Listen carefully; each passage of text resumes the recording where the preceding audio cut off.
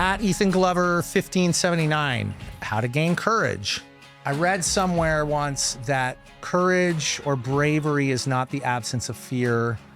It's the ability to do what's right despite the fact that you feel fear.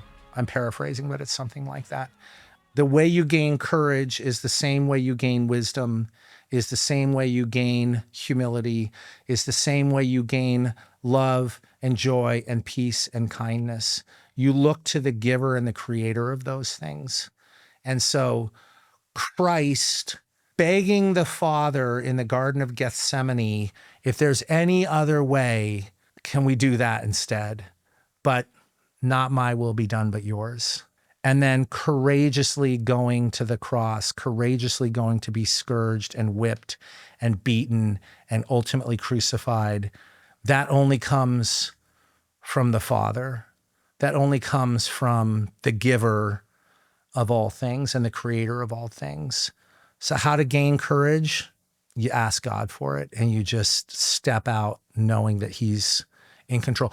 Think about the martyrs in the early Christian faith and the martyrs today in, let's say, Nigeria or Pakistan. These are not particularly well-known soldiers and Navy SEALs. These were just everyday men and women who got a taste and saw that the Lord was good and realized that once they saw the truth, they could never unsee it.